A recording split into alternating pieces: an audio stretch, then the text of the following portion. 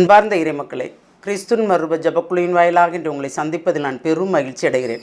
மக்களை, சந்தோஷமாக இருக்கீங்களா? நிறைவாக இருக்கீங்களா? மகிழ்ச்சியாக இருக்கீங்களா? மன அமைதியாக இருக்கீங்களா? மக்களே, மகிழ்ச்சியும் மன அமைதியும் இறைவன் நமக்கு தந்த பெரிய சொத்து இல்லையா? அதை யாரும் நம்மகிட்ட இருந்து தட்டி பறிக்க முடியாது. ஏன்னா நம்ம இருந்தாலும் இல்லாட்டாலும் மகிழ்ச்சியோடு இருக்கும்போது இறைவன் நம்மளை நிறைவாக ஆசீர்வதிப்பார் இல்லையா?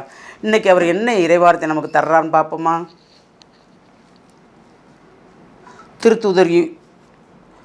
திருத்தூதர் யூதா எழுதிய திருமுகம் அதிகாரம் 1 இறை வார்த்தை 14 16 முடிய.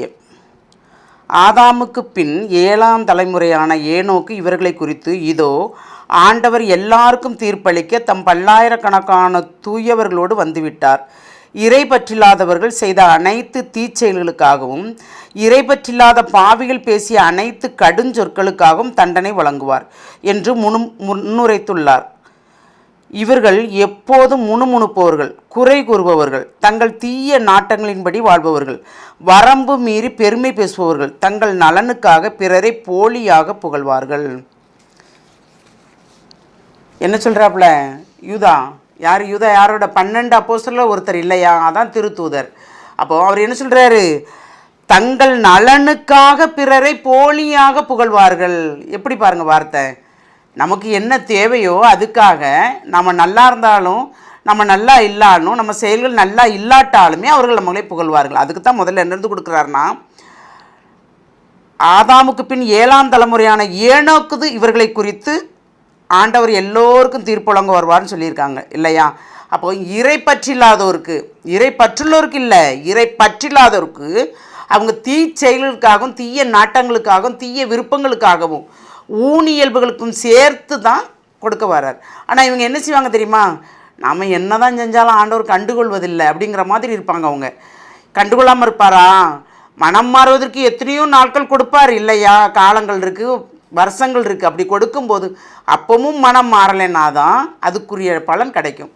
அந்த பலன் என்ன? நான் ஒரு பாவமே செய்யலை, ஆனால் எனக்கு ஏன் இந்த வியாதி வந்துச்சுன்னு கேட்குறாங்க. பாவம் செய்யாமலா வியாதி வரும்? நம் பாவத்தின் பொருட்டு தான் அந்த தண்டனைகளே. ஒரு பாவமே செய்யலைன்னா நாம் பொய்யர்கள் இல்லையா? இறைமகன் இயேசுவும் அன்னை மரியாளும் தான் பாவமே செய்யலை.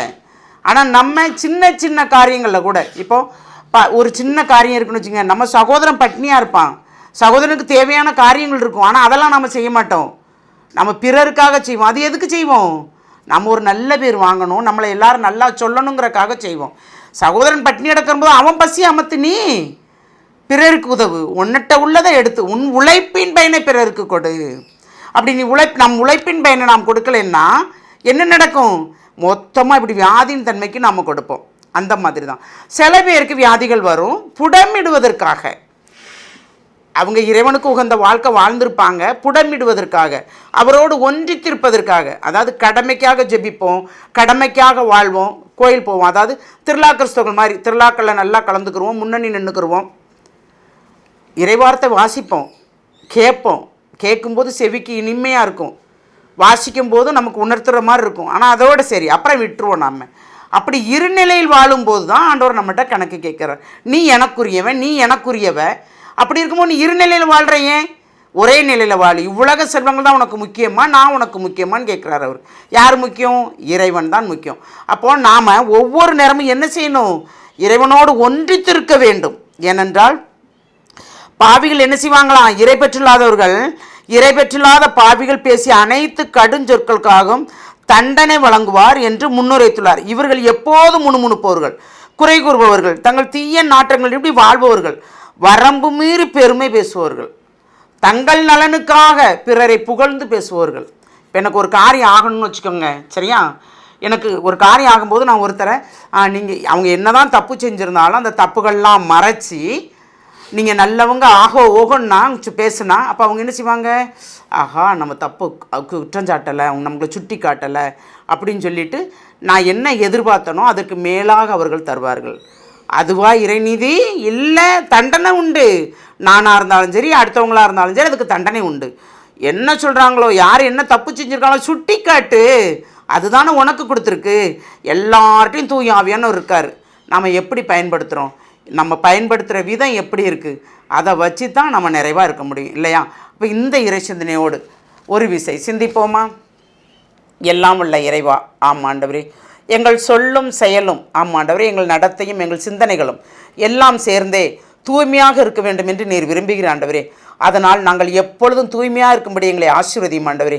தீய நாட்டங்களோ தீய சொற்களோ தீய வழியிலையோ நாங்கள் செல்லாதவாறு தேவரே நீர்தாமே எங்களை தற்காத்து வழிநடத்த வேண்டும் என்று உங்களுடைய கருத்துக்குள் ஒப்புக் கொடுக்கிறோம். ஒவ்வொரு நாளும் எங்களை ஒவ்வொரு விதமாக ஆசீர்வதித்து எங்கள் வழிநடத்துபவரே, நாங்கள் என்ன சிறு சிறு தவறுகள் செய்திருந்தாலும் அதை உடனுக்குடன் எங்களுக்கு சுட்டி காட்டி அதிலிருந்து நாங்கள் வெளியே வரும்படி எங்களை ஆசீர்வதியும்.